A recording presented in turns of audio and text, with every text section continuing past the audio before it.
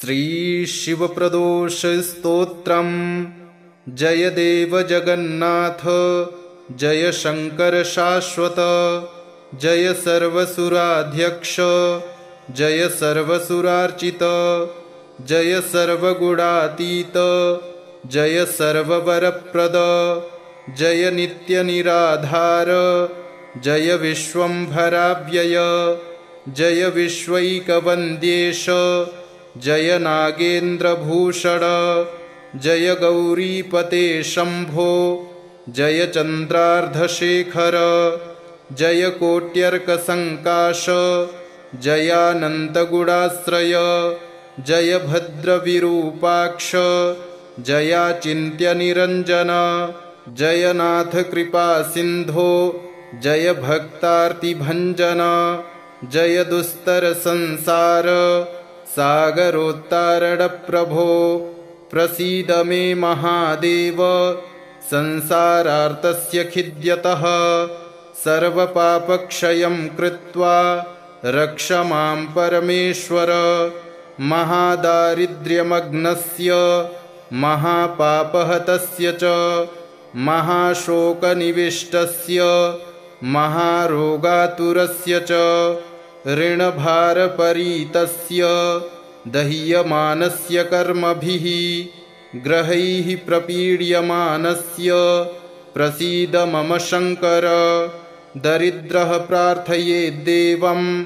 प्रदोषे गिरिजापतिम्, अर्थाढ्यो वाथ राजा वा प्रार्थयेद्देवमीश्वरम्, दीर्घमायुः सदारोग्यं कोशवृद्धिर्बलोन्नतिः, ममास्तु नित्यमानन्दः प्रसादात्तव शंकर, शत्रवः संक्षयं यान्तु प्रसीदन्तु मम प्रजाः, नश्यन्तु दस्यवो राष्ट्रे जनाः सन्तु निरापदः, दुर्भिक्षमारिसन्तापाः शमं यान्तु महीतले, सर्वसस्यसमृद्धिश्च भूयात् सुखमया दिशः, एवमाराधयेद्देवं पूजान्ते गिरिजापतिं, ब्राह्मणान् भोजयेत् पश्चात् दक्षिणाभिश्च पूजयेत्, सर्वपापक्षयकरी सर्वरोगनिवारणी शिवपूजा मया ख्याता सर्वाभीष्टफलप्रदा। जय देव जगन्नाथ, जय शंकर शाश्वत, जय सर्वसुराध्यक्ष, जय सर्वसुरार्चित, जय सर्वगुणातीत, जय सर्ववरप्रद, जय नित्यनिराधार, जय विश्वंभराव्यय, जय विश्वैकवन्द्येश, जय नागेन्द्रभूषण, जय गौरीपते शंभो, जय चन्द्रार्धशेखर, जय कोट्यर्कसङ्काश, जयानन्तगुणाश्रय, जय भद्रविरूपाक्ष, जयाचिन्त्यनिरञ्जन, जय नाथ कृपासिन्धो, जय भक्तार्तिभञ्जन, जय दुस्तरसंसार सागरोत्तारणप्रभो, प्रसीद मे महादेव, संसारार्तस्य खिद्यतः, सर्वपापक्षयं कृत्वा रक्ष मां परमेश्वर, महादारिद्र्यमग्नस्य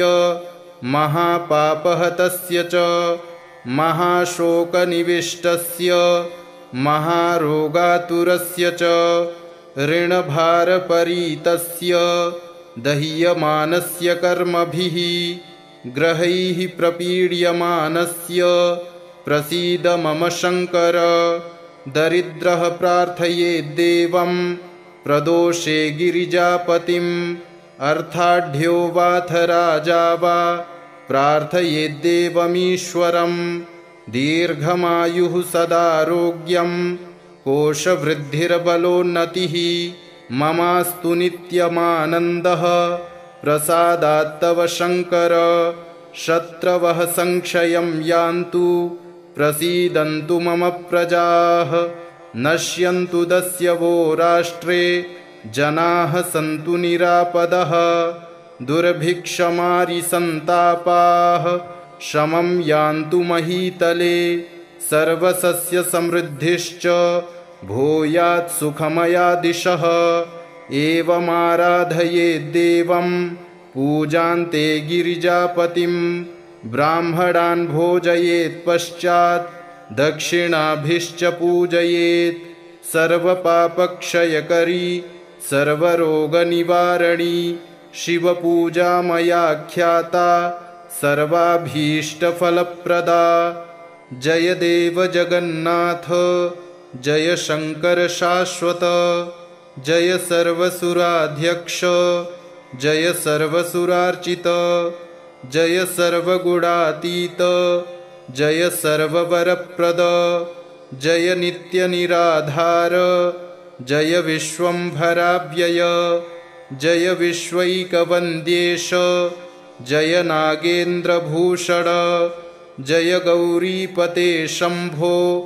जय चन्द्रार्धशेखर जय कोट्यर्कसङ्काश जयानन्तगुणाश्रय जय भद्रविरूपाक्ष जयाचिन्त्यनिरञ्जन जय नाथ कृपासिन्धो जय भक्तार्तिभञ्जन जय दुस्तरसंसार सागरोत्तारणप्रभो प्रसीद मे महादेव संसारार्तस्य खिद्यतः सर्वपापक्षयं कृत्वा रक्ष मां परमेश्वर महादारिद्र्यमग्नस्य महापापहतस्य च महाशोकनिविष्टस्य महारोगातुरस्य च ऋणभारपरीतस्य दह्यमानस्य कर्मभिः ग्रहैः प्रपीड्यमानस्य प्रसीद मम शङ्कर दरिद्रः प्रार्थयेद्देवं प्रदोषे गिरिजापतिम् अर्थाढ्यो वाथ राजा वा प्रार्थयेद्देवमीश्वरम् दीर्घमायुः सदारोग्यं कोशवृद्धिर्बलोन्नतिः ममास्तु नित्यमानन्दः प्रसादात्तव शङ्कर शत्रवः संक्षयं यान्तु प्रसीदन्तु मम प्रजाः नश्यन्तु दस्यवो राष्ट्रे जनाः सन्तु निरापदः दुर्भिक्षमारिसन्तापाः शमं यान्तु महीतले सर्वसस्यसमृद्धिश्च भूयात् सुखमया दिशः एवमाराधयेद्देवं पूजान्ते गिरिजापतिं ब्राह्मणान् भोजयेत् पश्चात् दक्षिणाभिश्च पूजयेत् सर्वपापक्षयकरी सर्वरोगनिवारणी शिवपूजा मया ख्याता सर्वाभीष्टफलप्रदा। इति श्री शिवप्रदोषस्तोत्रम् सम्पूर्णम्।